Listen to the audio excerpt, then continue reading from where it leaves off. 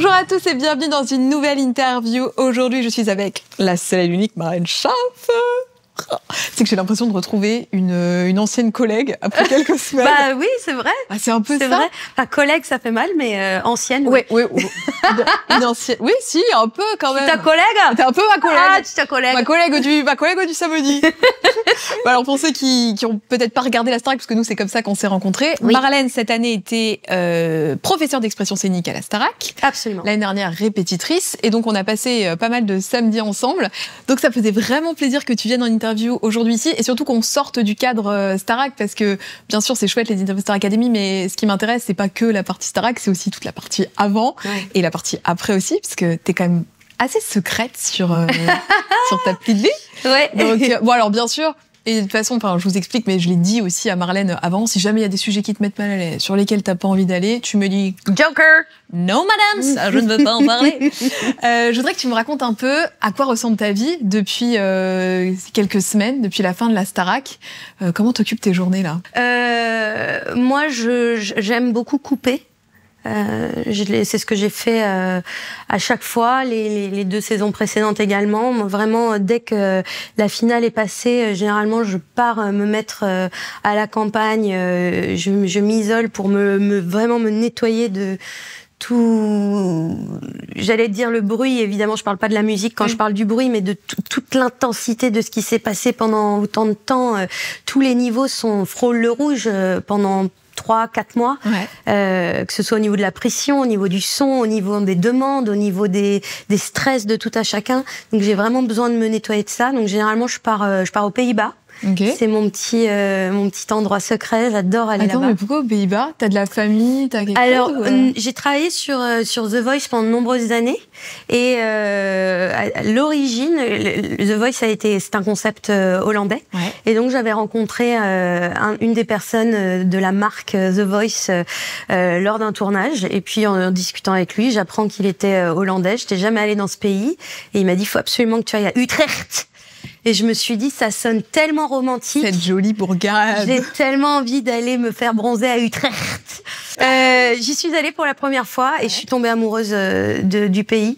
En plus, moi, j'adore conduire. Ça me permet de me vider un peu la tête. Donc là, tu traverses 3 pays, puisque tu passes par la Belgique, donc France, Belgique, Pays-Bas. Ah, tu vas en voiture? Ouais, j'adore. Okay. Ça parle une langue différente. C'est beau, ils adorent les chiens. Donc bref. Mais attends, faut remettre un peu en contexte. S'ils adorent les chiens, si on n'a pas le contexte, on capte pas. Oui. Avec mon petit Maxwell Sheffield. C'est un caniche, n'est-ce pas? C'est un caniche. C'est le plus beau caniche du monde. Oui, j'allais dire, c'est le caniche en fait. Voilà. C'est pas un caniche, c'est the caniche, the poodle. Tout à fait. Donc t'es partie là quelques semaines. T'es partie solo avec ton chien ou Tout le temps. Ouais. Je te dis vraiment, j'ai besoin de calme absolu. J'ai besoin d'être sur mon tempo. Je ne supporte plus aucun bruit après les grandes séances de tournage comme ça. J'écoute pas de musique dans ma voiture. Vraiment silence. J'ai besoin de me laver. Ne me parlez plus quoi. Ouais, je me lave l'essence en fait. Ok. Vraiment. Bon, je vais te parler un peu de ton enfance parce que j'ai pas vu beaucoup d'interviews où tu en parles. On sait pas trop comment arrive la musique dans ta vie. Est-ce que tu viens d'une famille de musiciens ou est-ce que c'est toi qui l'as insufflé? Je viens d'une famille de mélomanes. Musiciens, oui et non. Enfin, pas de musiciens professionnels.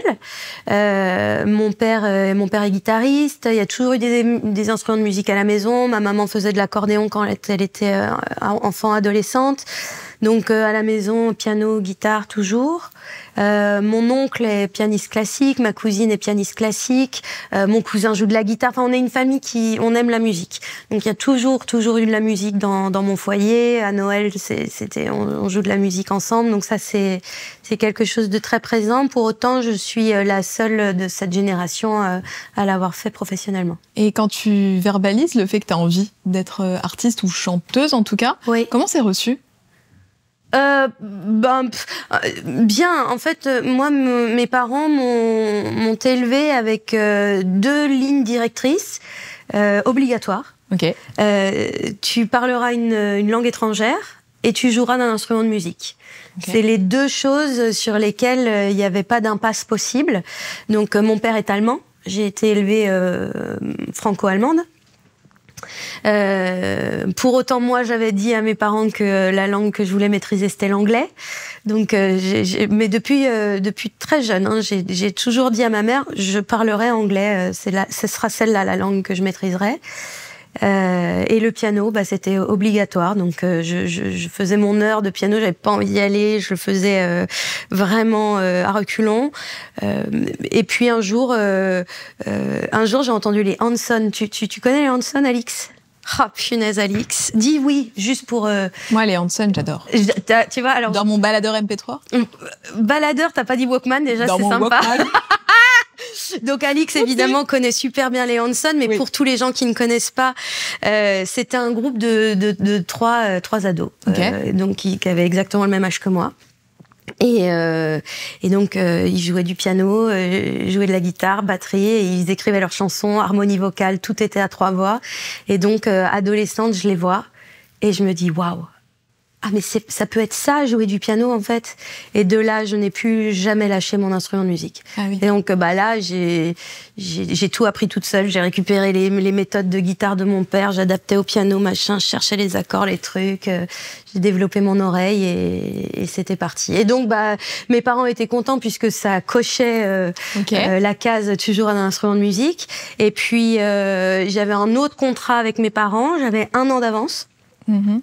Et donc, j'avais dit à mes parents, si je réussis à avoir mon bac en conservant cette année d'avance, cette année-là, je la prends pour aller vivre aux États-Unis et pour faire ce que je t'ai toujours dit, maman, c'est-à-dire être bilingue anglais.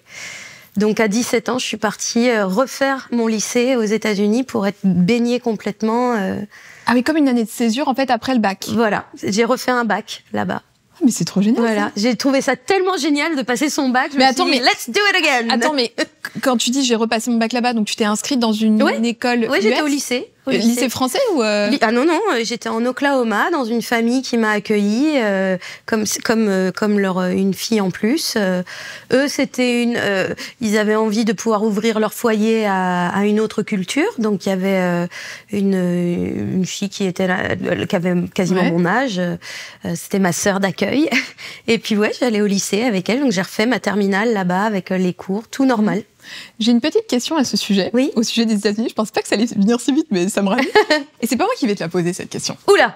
Est-ce que tu sais qu'il y a quelqu'un en ce moment qui est outre-Atlantique et qui a pensé à toi? Fanny! Peut-être. Fanny, elle est à New York. Elle a vu Meryl Streep hier. J'ai eu envie de mourir. Fanny is in New York City. She's in New York. From New York City. Oh Lord. Send you a message. Oh Lord. J'espère que c'est le moment où elle rencontre Meryl Streep. Non. Coucou ma petite Marlène, c'est Fanny, je suis en direct de Times Square et comme je suis aux États-Unis, je pense fort à toi.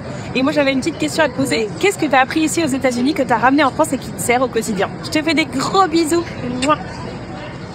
Est-ce que tu as vu cette petite DA qu'elle m'a fait avec... De toute façon, vous verrez, vous aurez eu la vidéo, mais un petit travelling. On est arrivé sur Times Square. Ouais, tout à fait. Je crois pas. Et c'est vrai que quand j'ai reçu la vidéo et qu'elle dit qu'est-ce que t'as apporté de ton expérience aux États-Unis, je me disais mais alors j'ai tellement pas prévu cet axe-là. Je savais pas vraiment que t'avais été aux États-Unis. Donc je te pose cette question. Que t'as apporté ton expérience aux États-Unis quand t'avais 17-18 ans? Artistiquement peut-être, et puis personnellement, parce que le fait de quitter sa famille à 17 ans pour aller à l'autre bout du monde, c'est pas rien quand même. Hein. Ouais. Alors, je dirais, je sais que je parle très souvent, je mets des mots anglais dans ma manière de m'exprimer. Parfois, j'ai des expressions qui me viennent en anglais et je sais que c'est quelque chose qui a le don d'exaspérer les gens. J'ai un petit peu du mal à savoir d'ailleurs pourquoi ça les exaspère. Mais bon. Oui. La raison pour laquelle l'anglais est tout le temps dans ma manière de m'exprimer, de ma manière de vivre, dans mon humour, c'est parce que le temps que j'ai passé là-bas à 17 ans, c'est très jeune, on n'est pas fini de cuire à 17 ans, tu vois, ça m'a forgé. J'ai vraiment un bout de mon cœur, un bout de mon âme, un bout de mon esprit qui est là-bas, qui a été construit là-bas. Qu'est-ce qu'il n'y avait pas avant, qu'il y a eu après, tu vois, tes parents quand ils t'ont récupéré après ça?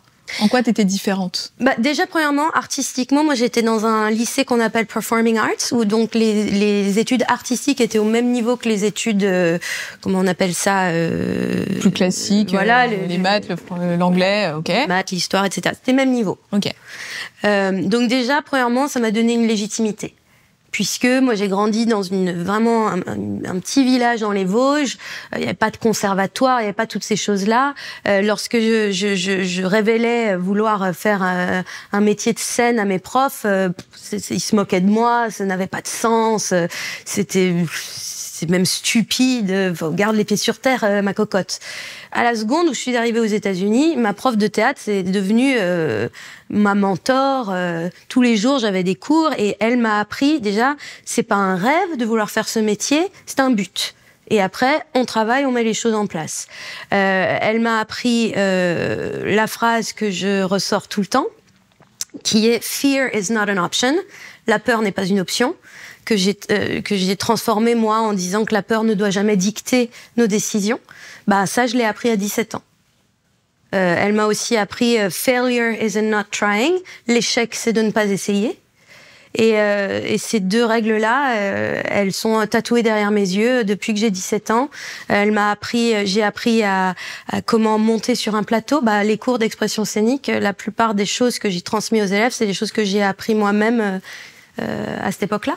Ok, donc artistiquement, ça t'a quand même beaucoup construit. Ah, ça m'a construite. Au contact, oui. C'est vrai, de cette culture, pour le coup, où on fait souvent le parallèle, tu vois, même dans les films, dans les séries, quand tu vois des high school musicals, les camp rock, je me souviens à l'époque, tout ça, quand je regardais ça avec mes yeux de petite fille, je me disais, mais on n'a pas ça en France. Et c'est vrai que c'est peut-être un peu moins valorisé, ou alors vraiment dans des écoles très spécifiques, mais pour le coup, aux États-Unis, ils mettent vraiment un point d'honneur sur l'artistique. Donc, oui.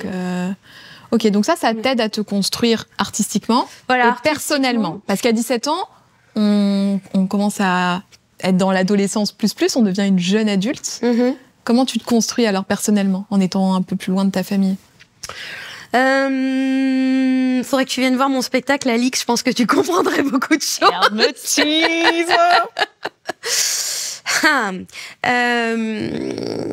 J'essaye de te faire une réponse qui ne soit pas une réponse analytique, bien que nous soyons assis sur un divan, ma chère Alix. Mais t'as le droit de me faire une réponse analytique si toi-même tu t'es auto-analysée. Je pense que...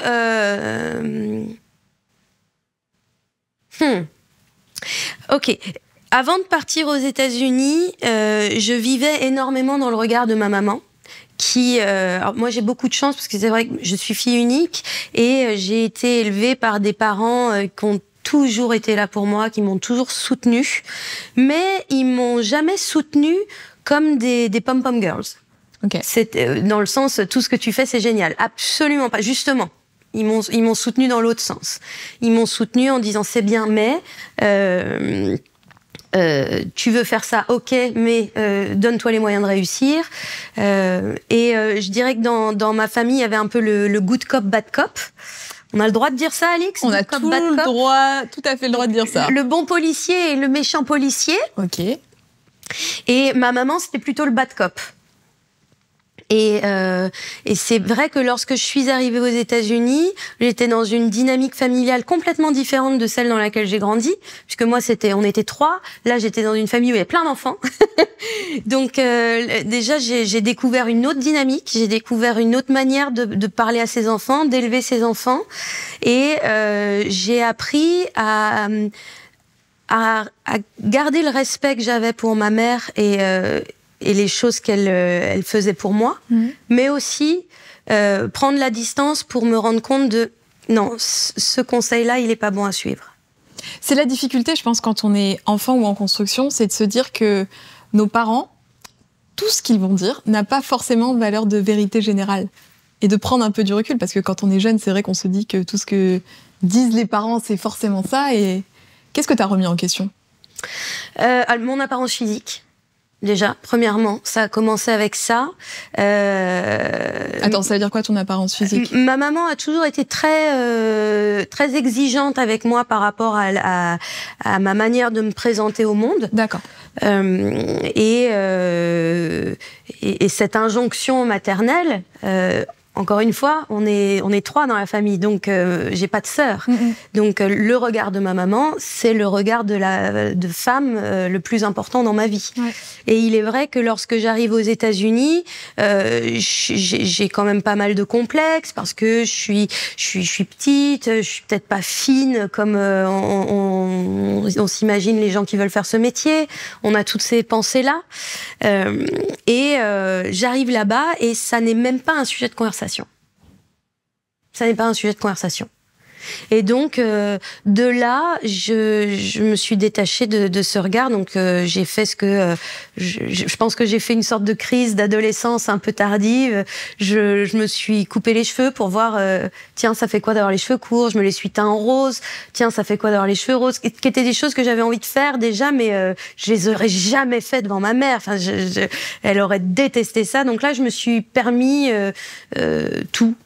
En fait, tu fais tes expériences parce que là, le juge ou la seule personne qui va porter un regard, c'est toi. Exactement. Donc, j'ai appris à faire un petit peu la différence entre mon désir propre et le désir personnel. Et le désir, maternel. Okay. Mon désir personnel et le désir maternel. Et quand tu rentres en France, alors? Ouais. C'est pas trop dur? C'est horrible. C'est terrible. Déjà, quand je rentre en France, je rentre pas en France, je rentre en Allemagne, puisque mes parents ont déménagé, ils vivent maintenant en Allemagne. Donc déjà je rentre, j'ai plus aucun repère, j'ai plus ma maison d'enfance, j'ai plus aucun repère. J'ai changé physiquement.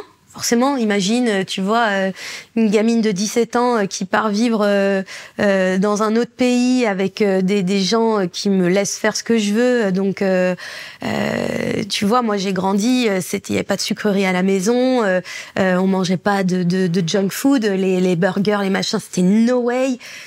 Moi, en Oklahoma, il y avait peut-être autant d'habitants que dans la ville dans laquelle j'ai grandi, mais il y avait 50 fast-food. Ouais. Oui, puis en plus, c'est vrai que c'était encore moins développé en France que maintenant, il y avait moins d'accès à tout ça. Zéro. Ouais. Zéro. Sauf dans les très grandes villes, peut-être, mais... dans tous les cas... Pas autant que... Il y a toujours pas de fast-food dans mon village, hein, je te le dis. Hein. Mais bon, voilà, donc je me suis complètement lâchée, j'ai fait toutes mes expériences, j'ai goûté tous les hamburgers qui existaient, j'ai malmené mon estomac autant que mes cheveux. Okay. Et quand je suis rentrée, forcément, physiquement, j'avais changé. Ma mère, ça l'a beaucoup déçue. Tu vois, elle s'est dit, mince, moi, pendant 17 ans, j'essaye de bien éduquer ma fille, d'essayer de la mettre sur des bonnes bases. Elle part 1 an et elle fout tout en l'air. Donc, c'était régime obligatoire. Ok, donc un retour... Mais quelque part, j'ai envie de te dire, encore une fois, et je comprends, hein, vraiment, je comprends complètement ma mère, parce que déjà, c'était une autre époque. C'était l'époque de Jennifer à la Starac, où c'est OK de dire à une jeune femme de 20 ans qu'elle est trop grosse, qu'il faut qu'elle mange des pommes. Moi, encore aujourd'hui, ça m'arrive d'entendre des gens qui disaient de Jennifer qu'elle était, je sais pas, rondouillette ou je ne sais quoi. Je dis, mais est-ce que vous... Mais quoi? Mais tu sais que ça, c'est fou quand on regarde ça. Je voyais plein de trucs sur les réseaux, justement, où ils montraient à quel point... moi, je suis née en 97, mais les enfants des années 90-2000... on était en fait biberonnés à ce culte aussi de la minceur. Tu vois, là, il y a Bridget Jones, je sais plus combien qui est sorti, yes. Où quand c'est sorti en premier, on nous faisait croire que Bridget Jones était grosse. Et en fait, t'étais biberonnée à des trucs tellement faux. Et je suis heureuse que cette nouvelle génération déconstruise tellement tout ça. Mais c'est vrai que la génération de nos parents, ils avaient tellement d'injonctions, ils devaient tellement être en souffrance eux-mêmes. Parce que je pense que pour faire porter ça à ses enfants, c'est sûr qu'il y a des mauvaises personnes et des mauvais parents qui doivent être méchants au fond d'eux, tu vois. Mais il y en a plein, c'est parce qu'ils projettent leur souffrance ou ce que ça pourrait être sur leurs enfants. Et en fait, c'est parce qu'ils ont peur. Ma mère, elle avait peur pour moi. Elle avait complètement peur pour moi. Attends, ma fille, elle veut faire un métier où elle va être sur scène, devant les gens. Donc, il faut que je l'aide pour que, de toute façon, elle va être face aux critiques, mais au moins que physiquement, on l'embête pas. Donc, essaye de gommer ce qu'il faut gommer pour qu'on t'attaque pas là-dessus, quoi. Parce que clairement, c'est là-dessus qu'on attaque les filles en particulier. À nouveau, je te parle de mon époque, hein. Et finalement, donc je rentre des États-Unis. Donc voilà ce que je t'ai raconté. Donc moi, j'avais tellement avancé, j'avais tellement plus trouvé qui j'étais, je pouvais pas retourner dans cette position-là. Donc j'ai fait quand même une licence d'anglais.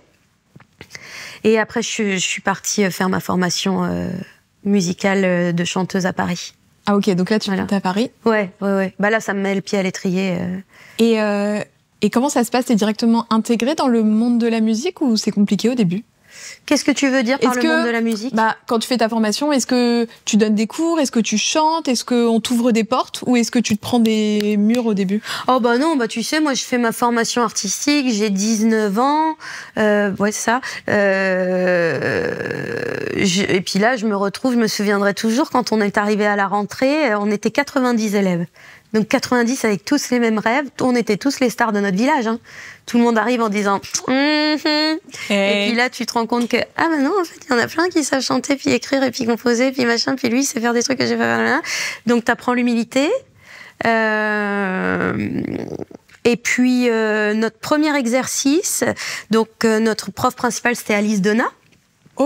Qui a composé Je suis malade, notamment, et qui est la maman de Rafi, Raphaël Ricci, prof d'expression scénique de la Starac iconique.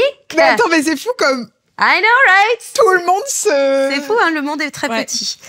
Et donc je suis dans son école, et la premier exercice qu'elle nous demande de faire, c'est tous les nouveaux, vous chantez devant nous la chanson de votre choix. Donc il y avait aucun... Voilà, tu viens, tu chantes la chanson de ton choix. Moi, je me souviens, je choisis une chanson inconnue de Faith Hill, qui est une de mes chanteuses préférées, qui n'est pas très connue en France. Et la chanson s'appelle You Bring Out the Elvis in Me. Donc tu fais sortir le Elvis de moi. Chanson ultra country, en plus chantée avec un bon accent de par chez moi. Et donc moi j'arrive, je chante ça. Parce que tout le monde chantait les mêmes chansons, tu vois, c'était Tout pour un seul homme, le répertoire français. Voilà. Okay. Et donc je chante ça, ça se termine, Alice elle me regarde, elle fait OK, très bien. Eh bien Marlène, c'était la dernière fois que tu chanteras en anglais. Oh purée, c'est rude. Mais pas dans le sens que tu viens de faire, c'est mal, c'est pas ça. C'est que ici on est en France, et si tu veux avoir une chance de faire quelque chose, il faut que tu chantes en français. Donc j'ai rangé tout ça. Bye bye la country. J'ai fait ce qu'elle m'a demandé, mais je la remercie parce que j'ai appris à écrire en français. C'est pas la même manière d'écrire en français que d'écrire en anglais. J'ai appris aussi parce que c'est vrai, comme je te dis, mon papa est allemand, donc à la maison on n'écoutait pas beaucoup de français, à part Michel Berger, Véronique Sanson, mais sinon moi j'ai été élevée à Pink Floyd, les Beatles, Blood, Sweat and Tears, Chicago. Enfin voilà, c'est vraiment ça que j'écoutais comme musique. Donc là. J'ai tout fermé, j'écoutais plus d'anglais. Je n'ai écouté que du français. Les auteurs, je prenais des cours d'écriture, je me suis mis à fond là-dedans. Mais tu vis de quoi à ce moment-là? Là, donc, j'ai déjà la chance d'avoir mes parents qui me payent mes études. Et puis moi, je fais des petits boulots à côté. T'as fait quoi comme... Oh là là, Alix, je les ai tous J'adore cette question des petits boulots. Fais-moi un top de tes petits boulots. Déjà, j'ai fait du babysitting professionally. Ok. Je donnais des cours d'anglais. Un peu de cours de piano. Peu, mais j'en donnais quand même. J'ai été vendeuse de chocolat chez Jeff de Bruges. Oh, mais super, ça! Ouais, les gens adoraient m'inviter à l'époque. Parce que laisse-moi te dire que ça ramenait du choc. J'ai fait un boulot, Alix. J'étais la personne à qui tu raccrochais au nez avec grand joie. Mais alors, tu sais que c'est fou le nombre de gens que j'interviewe qui me disent, qui me l'a dit encore récemment, Laura Felpin, qui m'a dit ça, qu'elle aussi, elle avait fait le boulot de... téléprospectrice. Ouais. Et tu prospectais pourquoi? Oh punaise, je vendais des cartes de visite. Ah, c'est rude. Ouais. Là, vraiment, le combo des deux, parce qu'en plus, si t'as pas un produit hyper sexy... Oui, bonjour Alix. Alors, permettez-moi de vous... Je peux vous prendre une minute de votre temps? Alors, non, désolée, je travaille. Oui, on est dimanche, il est 20h30, mais alors vraiment, j'arrête. Mais bonne journée. Grâce à moi, votre entreprise, elle pourrait... décoller, quoi. Ok. Ouais, c'est parce que vous n'avez pas la bonne carte de visite, Alix. C'est pour ça. C'est vrai, tu vois, je disais tout à l'heure à Floric travaille pas. Là, il faut qu'on refasse les cartes de visite, là. Moi, je peux te hook up. Ok, donc tu vendais des cartes de visite, donc tous ces petits boulots pour financer aussi ta vie à Paris, quoi. J'ai été hôtesse d'accueil aussi. Ok, où ça? Alors, une société qui vendait de l'aluminium, comment c'est sexy, qui s'appelait Alcan. Donc, c'était moi. Alcan, bonjour. Oui, je vous passe au service des RH. Au revoir. Tu le tiens encore, hein. Pas de problème, dans toutes les langues, je te le faisais. J'en ai fait d'autres, hein, mais je les ai tous faits. Et The Voice, ça arrive quand alors dans toute cette vie-là? Parce qu'il y a eu The Voice avant la Starac, peut-être que tout le monde ne le sait pas. Il y a eu bien des choses entre-temps. J'ai fait du cabaret, j'ai été résidente en piano-bar, j'ai fait des comédies musicales. Et j'ai fait tout ça sans jamais avoir pris un cours de chant. Puisqu'on n'avait pas de cours de chant dans mon école. C'était vraiment une école de musique, auteur, compositeur. On nous apprenait à écrire des chansons. D'accord. Et puis là, tu vois ce que je viens de te dire, c'est devenu mon métier très vite, en fait. Ouais. Et je me servais de ma voix tellement, sans vraiment savoir ce que je faisais, sans connaître le mouvement vocal, sans avoir aucune conscience de technique vocale. Je chantais comme un oiseau, tu vois. Oui, sans savoir si tu plaçais ta voix en voix de tête ou voix de poitrine. Rien, mais je savais même pas comment respirer. J'ai regardé la Starac, moi. J'en connais un rayon. Je savais rien faire, Alix. Okay. Vraiment, je ne savais rien faire. Je ne savais pas ce que je faisais. Et donc, je me suis fait mal. Très, très mal. C'est-à-dire, à force de trop tirer sur... À force de... Comme je te dis, à ce moment-là, je suis incapable de faire un diagnostic. Ouais. Juste, tous les soirs, je vais bosser. Et ma voix, elle est de plus en plus grave. Ça m'épuise de parler. J'ai plus de voix de tête, pour les coups. J'ai plus d'aigus, j'ai plus tout ça. Et je me demande, je me dis, mais je m'effondre. Parce que je me dis, c'est fini. C'est fini, je peux plus chanter. Et il y a quelqu'un, je me souviens plus, qui me dit, tu devrais aller voir un phoniatre. Donc c'est un spécialiste de la voix qui regarde tes cordes vocales. Donc je fais, il me dit qu'effectivement il y a un souci, qu'il faut que je fasse de la rééducation. Et donc là, pendant 1 an, je suis en rééducation. J'y vais en pleurant, je sors en pleurant. Il me dit que je respire pas comme il faut. Dans ma tête, je me dis de toute façon, c'est impossible de réapprendre à respirer. Je veux dire, tu réfléchis pas comment tu respires. Non. Comment veux-tu que je change cette fonction vitale instinctive? Mais je me dis de toute façon, j'ai pas d'autre choix. Donc j'y vais. Puis je fais bêtement les exercices qu'il me demande de faire. Et puis un jour, ça y est, ma voix est à nouveau là. Et là, je me dis, merde, alors j'y crois pas. C'est possible. On peut donc comme quoi chanter serait donc un vrai travail. C'est vraiment un instrument de musique. Et donc de là, je me dis, je veux en savoir plus. Il faut que je devienne prof de chant. En plus, à cette époque, je suis résidente dans un piano-bar. Je sens bien que ma voix, elle est toute fraîchement retrouvée, donc je peux pas. J'ai pas envie de retomber dans les mêmes travers. Donc je me dis, là, c'est parfait. Faisons une formation. Passe un diplôme de prof de chant. Comme ça, tu pourras aider les chanteurs comme toi qui ont même pas conscience que ça existe. Et puis même moi, j'avais besoin d'en savoir plus. J'avais besoin de comprendre. J'avais besoin de voilà. Donc j'ai fait ma formation avant de faire The Voice. Est-ce que tu penses que tout le monde peut chanter? Oui. Même les gens qui chantent hyper faux? Déjà, je pense que ça, c'est une fausse croyance, le fait de chanter faux, tu vois. En fait, j'aimerais trop, moi, faire un truc comme ça où... je dévie complètement, mais où, tu vois, je chante pas bien. Ou vraiment, à la fin, ça y est, à la fin de l'année, là, envoyez-moi sur The Voice ou Starac, je suis la reine, quoi. Alors, je dirais que... C'est possible ou pas? Voilà, je dirais que c'est là où tout se trouve. Déjà, est-ce que tout le monde peut chanter? Si tu as envie de chanter, oui, tu peux chanter. Ok. Déjà, il faut que ça parte d'une envie. Point. Ouais. Tu vois, moi, par exemple, je suis vraiment très, très mauvaise en maths. Je ne comprends pas, je n'ai pas cette logique, je n'ai pas cet esprit-là. Ouais. Mais j'en ai absolument rien à faire. Donc... Par contre, si ça devenait une motivation, je veux comprendre les maths, il faut que je comprenne, j'ai envie, je peux t'assurer que je mettrais tout en œuvre et que ma motivation ferait que je deviendrais bonne en maths et je comprendrais cette logique. Donc déjà, ça doit partir de soi. Est-ce que tu as envie? Si tu as envie, tu peux. Ok. Point. Après, chanter faux, pour moi, il y a 2 choses.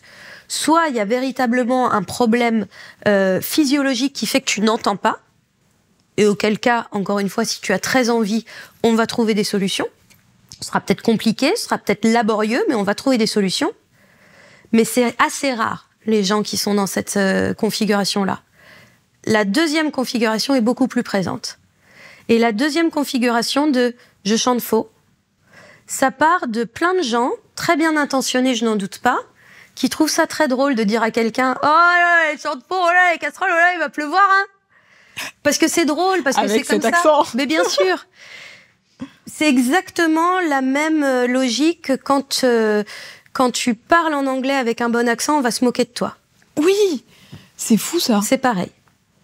Donc, admettons que toi, ton rêve, c'était d'être chanteuse. Et puis, dès que t'étais petite, on t'a dit, oh, allez, arrête de rêver, machin, de toute façon, tu chantes pas, puis tu chantes faux, oh là, tu chantes faux, donc, tu vas te construire, tu vas grandir avec ce truc. Donc, ton rêve, tu es dans l'œuf, et en plus, de toute façon, on t'a toujours dit que tu chantais faux. Donc, tu te conditionnes. Bah, tu es quelqu'un qui chante faux. Okay. Et quand tu vas chanter, donc, naturellement, tu vas chanter juste. Mais comme on t'a toujours dit que tu chantais faux, bah, c'est toi-même qui va te faire chanter faux. Tu comprends? Tu vas commencer à chanter et ton instinct va dire, bah non, change, ça doit être faux ce que tu es en train de faire. Et c'est là où tu vas te faire chanter faux. Ok. Je sais pas si je suis claire. Si, j'ai compris. Il y a beaucoup de psychologiques, mais je trouve ça hyper intéressant parce que c'est vrai je pense qu'il y a plein de gens qui osent pas chanter en se disant, vas-y, c'est pas pour moi. Si de base, je chante pas hyper juste, je place pas hyper juste ma voix, bah, c'est pas pour moi. Alors qu'en réalité, si tu prenais des cours de chant, peut-être que tu pourrais chanter faux. Puis les gens ont la moquerie tellement facile. Et tu te heurtes à ça, puisque tu vas te mettre dans la gueule du loup en allant faire The Voice aussi et t'exposer à un plus large public que ce que tu faisais dans les piano-bars, même si tu voyais énormément de monde. Là, pour le coup, The Voice, c'est des millions de téléspectateurs. Comment ça arrive dans ta vie? Est-ce que c'est toi qui candidate ou est-ce qu'on vient te chercher pour ça? On vient me chercher. Donc moi, j'avais un groupe de rock que j'ai humblement appelé Chaff. Oui.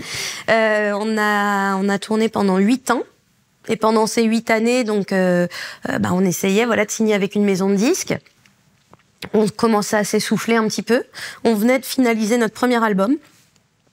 Et il y a Bruno Berberès, qui est le directeur de casting de The Voice, qui me contacte pour participer à la saison 2. Donc, on se connaissait, Bruno, parce que moi, ça faisait des années que j'auditionnais, donc c'était pas la première fois qu'il me voyait. Et donc là, il m'appelle. Il me dit, écoute, on est en train de faire les cases de la saison 2. Est-ce que tu voudrais participer? Et à ce moment-là, on a un album de prêt avec mon groupe, on n'a pas de maison de disques, et on a un retour d'un patron de label qui dit « Super ce qu'ils font, mais la chanteuse n'est pas connue ». Et donc là, je me dis, attends, mais c'est là de... Parce que c'est l'œuf. C'est le serpent qui se mord la queue, quoi. Et donc, je me dis, faisons The Voice. D'accord. Faisons The Voice, ça pourra mettre un petit coup de lumière, et puis on se sert de cette lumière pour derrière sortir l'album. Ça a fonctionné, ça? Non. On a fait ce que je viens de te dire. Oui. Ça n'a pas fonctionné. Mais j'ai envie de te dire, c'est pas très très grave. C'est pas très grave parce que je sais aujourd'hui que c'est très bien que ça n'ait pas fonctionné comme ce que je souhaitais, parce que aujourd'hui, si tu me disais allez, vas-y, tu sors avec ton groupe, vous faites un album et tourne et le succès garanti, j'aurais envie de mourir à l'intérieur de moi. Ça t'intéresse pas? J'ai plus du tout envie de faire ça, mais plus du tout, parce que je sais maintenant ce que c'est. Ok. Parce que d'être passé ensuite dans l'ombre et donc d'accompagner des artistes qui étaient dans ce rêve que je souhaitais, je me suis dit, oh là, be careful what you wish for. Fais attention à ce que tu souhaites. Donc, The Voice, tu vas c'est des auditions à l'aveugle, c'est ça? Je suis allée beaucoup plus loin que ça, Alice. Excusez-moi, pardon, je me mélange. D'accord, je vais te dire que sur 4 fauteuils, j'en ai 3 qui se sont retournés. Oui, c'est vrai. La seule qui s'est pas retournée, c'est celle que je défends depuis le jour 1. Jennifer, I love you. Tu lui en as reparlé de ça après? En fait, c'est très très drôle parce que je fais la saison 2. Je vais jusqu'aux émissions en direct. Je me fais éliminer face à Louane. Oui. Honest mistake. Et oui, même saison que Louane. Et la saison d'après, je passe coach vocal sur The Voice Kids. Donc là, t'es plus Enfin, on te voit pas finalement. Là, c'est off. Là, on ne me voit pas. Ok. Sauf que si tu as déjà regardé The Voice et The Voice Kids, donc première saison de The Voice Kids, je passe coach dans l'équipe de Louis Bertignac et on me demande également de coacher les collégiales des coachs. C'est-à-dire à chaque première émission, les coachs font une collégiale sur le plateau. Donc tu deviens coach de Jennifer? T'as compris? J'adore cette anecdote. Et ça, par contre, elle me croise dans l'ascenseur et elle me le dit et on rigole toutes les deux et voilà. Mais j'adore Jennifer. Ouais. C'est vraiment une femme, déjà artistiquement, j'adore ce qu'elle fait. Et je trouve que c'est une excellente chanteuse. J'adore quand on la voit sur scène, je la trouve belle, elle est fraîche, elle chante bien, elle est là depuis tellement longtemps aussi. J'adore cette Elle se réinvente tout le temps. Elle arrive à coller avec avec le temps et j'adore cette femme. Ah, en plus, humainement, elle est chouette. Vraiment, c'est vraiment un être humain que j'apprécie énormément. I'm rooting for her. Je suis sa cheerleader. Trop bien. Ouais. Donc, t'as The Voice en tant que candidate. Ensuite, tu passes coach vocal. Yes. Sur The Voice Kids. Sur The Voice Kids. L'année d'après, je passe coach vocal sur The Voice. Ouais. Et donc, j'ai fait jusqu'en 2020, je crois. J'étais aux côtés de Mika. J'ai jamais bougé de coach. Je suis restée avec lui tout le temps. Et puis, alors, en revanche, sur The Voice Kids... C'était la tournante, Alix. Je suis passée par tous les coachs.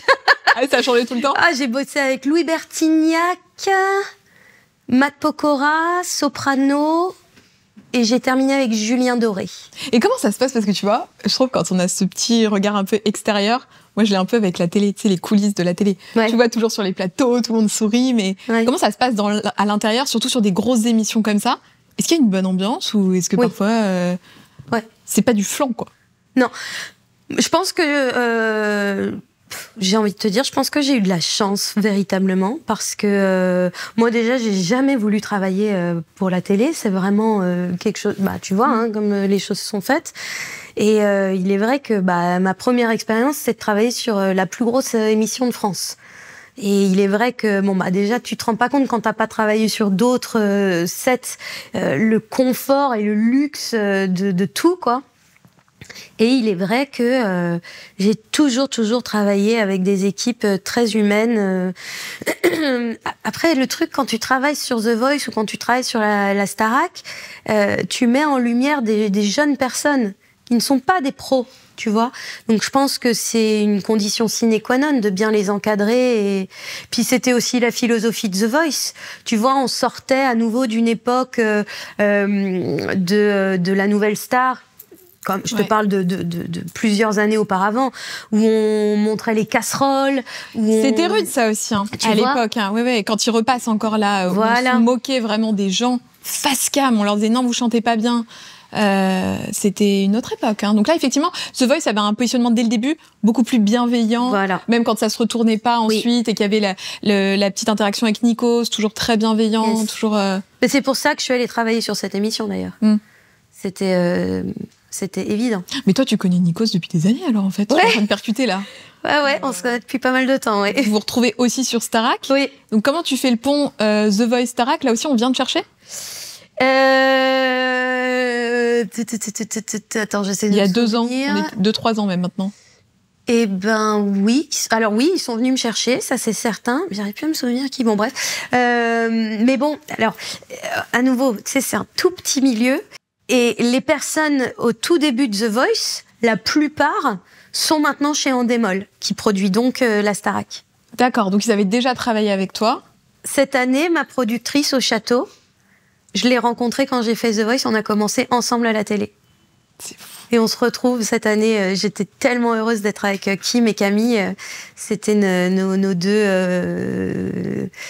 C'était repère, en fait. C'est ton phare dans ces 3 mois. J'essaie de trouver le bon terme, mais c'est nos reines, nos marraines, nos mamans, nos profs, qui nous aident à tout, quoi, à préparer nos cours.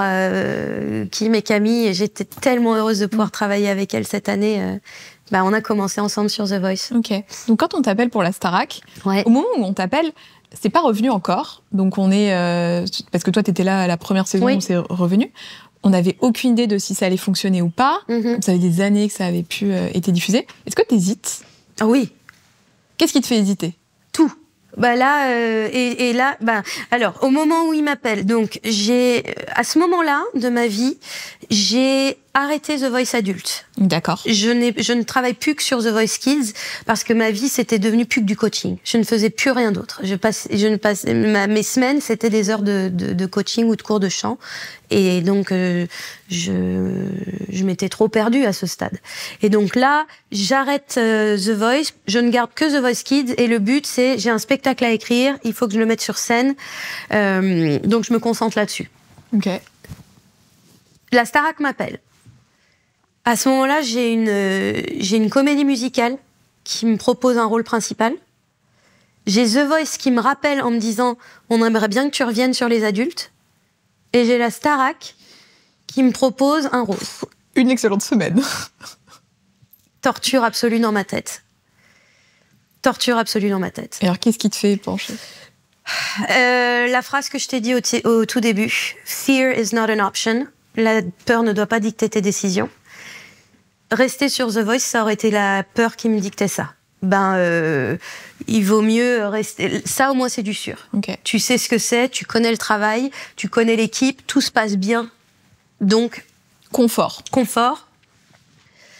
Donc, clairement, on peut pas rester là. D'accord. Ce serait revenir en arrière, ce serait pas faire les choses pour les bonnes raisons. Donc, non, ne reste pas dans le confort. Donc ensuite, il me restait la comédie musicale ou la Starac. Ça a été compliqué. C'est, tu montes sur scène ou tu fais la Starac où tu vas faire quelque chose que tu sais faire, mais tu seras mise en lumière. À la différence de The Voice où c'était un travail de coulisses. Ouais. Là, j'ai pesé le pour et le contre. J'ai beaucoup discuté également avec la directrice de casting, Jeanne Collin, que je connais donc depuis des années. Et puis en plus, à ce moment-là, le oui de la Starac, il est arrivé hyper tard. Donc à un moment, la deadline de la comédie musicale était passée. Et tu t'étais pas positionnée. Et je m'étais pas positionnée, donc j'ai laissé l'univers choisir. Et puis le oui de Starac est arrivé, et donc là du coup j'ai juste eu à dire à The Voice que c'était pas facile. Ça, c'était pas facile parce que ça faisait quand même des années que je travaillais avec eux. Mais voilà. Et t'étais à l'aise dans ce rôle-là cette année? Parce que c'est hyper différent aussi, là, de répétitrice où c'est plus un rôle d'accompagnement. Enfin, tu me dis si je me trompe, mais là, t'es prof, il y a aussi un rôle de, pas juge, mais presque aussi décisionnaire. En fait, c'est un truc que j'ai jamais trop bien compris parce que le concept même d'un prof, c'est de donner des notes. Donc, moi, j'ai été prof pendant plus de 10 ans. J'ai toujours évalué mes élèves. Oui, t'es hyper à l'aise avec ça. Comme je te dis, c'est le rôle d'un prof, tu vois. Moi, mes élèves... moi, j'étais prof en formation supérieure, donc c'était des formations diplômantes. Donc, on donnait des notes, il y avait des zéros, t'avais des choses techniques à faire, si tu sais ou tu sais pas, quoi, tu vois. Donc, noter des élèves, c'est le rôle d'un prof, en fait. Évaluer un élève. Pour autant, le fait... moi, je pense qu'on peut complètement être juge et partie. Je vois pas comment on peut ne pas l'être, d'ailleurs, quand on est prof. En particulier, prof d'une matière aussi holistique que chanter. Ouais. Tu vois? Oui, puis j'ai trouvé aussi cette année qu'il y avait beaucoup... t'abordais aussi beaucoup le rapport à soi sur scène, le rapport au corps, parce que tu es face à des jeunes, j'ai pas non plus 50 ans d'écart avec eux, mais pour qui le physique entre beaucoup en compte, parce qu'on a grandi avec les réseaux sociaux, on a grandi avec toutes ces problématiques physiques dont on a parlé au début de l'interview, et j'ai trouvé cette année hyper intéressant l'approche que t'avais autour de tout ça, autour de son rapport au corps, et t'amènes ça dans tes cours, indépendamment des notes et de tout ça. Comme je te dis, pour moi, c'est ça que je veux dire par l'approche holistique. D'accord, ok. Et on t'a parlé de la saison prochaine ou pas encore? Non, mais ça, de toute façon, Je me suis tenté la question quand même. Je savais que de toute façon, tu m'aurais dit voilà. Mais... Si je t'aurais dit si ça avait été le cas, mais franchement, je peux te dire que si c'est au même saveur que les saisons précédentes, ce sera pas avant longtemps. Tu vois, c'est au mois de mai l'année dernière. Ouais, mai, juin, au moment du mercato télé, finalement. Je te remercie parce que c'est un mot que je viens d'apprendre, mercato. Mercato? Ouais, je savais pas ce que ça voulait dire. C'est ça, c'est quand tout le monde bouge. On va rentrer comme ça derrière trimestre, c'est mercato télé. Bon, et la suite alors? Donc, il y a ce nouveau spectacle. Ouais. Donc, parle-moi un petit peu. Qu'est-ce que tu es seule? T'as une troupe? Qu'est-ce que c'est? Alors, donc, c'est la continuité de mon spectacle qui, à l'origine, s'appelait A Queen is Born, que j'ai mis sur scène en 2019 dans sa version anglophone. Où j'avais donc le pitch, c'est une drag queen qui va chez son psy. Ouais. Voilà. Et puis le spectacle a évolué, je l'ai adapté en français. Suite à la première saison de la Starac, pardon, je sais qu'on parle pas en première saison et tout ça, mais je me souviens. Oui, mais on sait, mais tout le monde a compris la saison du retour de la Starac. Voilà, de 2022. Ici, on fait ce qu'on veut. 22, 23, je sais plus. suite à cette saison-là, donc, je suis partie en résidence à la Nouvelle Scène, où actuellement joue Hugues Hamelink. Un faux air de Hugues Hamelink. Donc moi je suis allée lui chauffer la scène. D'accord, voilà. très bien. Donc je suis seule sur scène, mais pas totalement, puisque c'est un spectacle que j'ai coécrit et que je mets en scène avec Jean-Baptiste Arnal. Et donc lui il est tout le temps là, ce qui fait que je suis seule sur scène, mais pas vraiment. Mais il est dans les coulisses, tu regardes. Voilà. Il est toujours là, libérez-moi, libérez-moi. Et on reste dans cet univers drague alors. Ouais. Trop bien. Ouais. Ça j'ai toujours adoré. Mais je veux absolument aller voir le spectacle parce que j'ai toujours trouvé tes looks trop beaux aussi. Comment ça vient à toi, cet univers du drag? Ça vient à moi parce que on rembobine à l'époque The Voice. Ouais. Donc, on va dire vraiment dans le haut de la vague, 2017-2018, ma vie, ça n'est plus que ça. C'est-à-dire que je fais The Voice Kids, The Voice, j'enseigne dans 5 formations supérieures, plus tous les coachings à côté d'artistes, etc. Donc, ma vie, c'est je donne aux autres. D'accord. Et donc, je deviens... une peau de chagrin, quoi. Je m'assèche, je me vide, j'ai plus rien. Et je comprends pas, parce que j'adore ce que je fais. Donc, psy.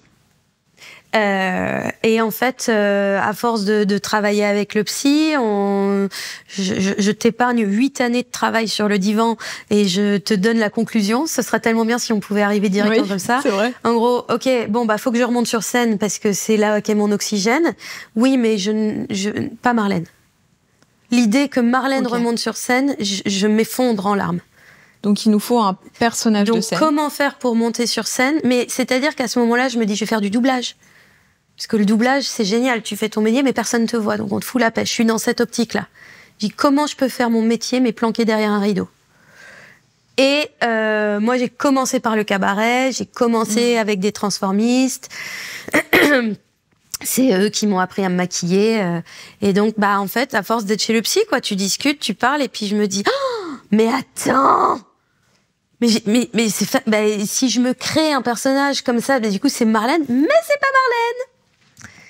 Et donc, voilà. Et Petra. Et Petra est arrivée. C'est ça, voilà. le nom de ton personnage. C'est ça. Qu'est-ce qui différencie Petra de Marlène? Ou Marlène de Petra? Qu'est-ce que peut se permettre Petra que ne peut pas se permettre Marlène? Puis-je me permettre de répondre à ta question par une question, ma chère Alix? Vas-y. Est-ce que tu peux me citer un super-héros? Batman. Ok. Ok. Qu'est-ce qui différencie Batman de Bruce Wayne? Ouais, il met son petit costume et il est invincible. Et il saute d'immeuble en immeuble. Ok. Mais Bruce Wayne, il serait capable de le faire. Ouais, je pense. Bruce Wayne est Batman. Ouais. Donc, qu'est-ce qui fait que quand Bruce Wayne, il met son petit costume de chauve-souris... Il est inconnu. Alors ouais, mais non, déjà, premièrement, personne ne se moque de lui quand parce qu'il a quand même, on est quand même en train de parler d'un costume de chauve-souris. Oui, c'est vrai. D'un homme adulte, d'accord? Tu sais, après, ne jugeons pas les passions des uns et des autres. Hein. On ne les juge pas. Mais on est en train de parler d'un homme adulte, richissime, qui décide, oh, je vais me mettre un costume de chauve-souris avec des collants. Et ça ne génère pas de moquerie, Alix. Ouais. Ça génère de la peur et du respect. Déjà, de 1.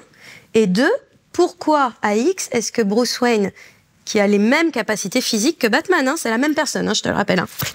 Ouais. Qu'est-ce qui fait que Batman, il est capable de faire les choses qu'il fait, mais pas Bruce Wayne? Parce qu'il n'a pas peur du regard des autres.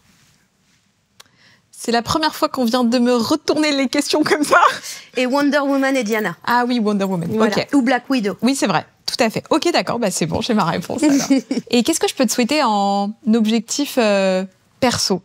Parce que tu vois, on parle du pro depuis tout à l'heure. Tu m'expliques que tu as quand même fait 8 ans de thérapie parce que tu t'étais un peu oubliée, un peu beaucoup, au profit du pro. On connaît rien de ta vie personnelle. C'est aussi un choix, je pense, pour garder ce petit jardin secret. Mais quels sont tes objectifs perso à moyen terme, tu vois, 5-10 ans? Qu'est-ce qui te rend heureuse, à part ton métier? Alors, mes objectifs, la sérénité. La sérénité. J'ai besoin de rien pour être plus heureuse que je ne suis déjà. Vraiment. Avec ton petit chien?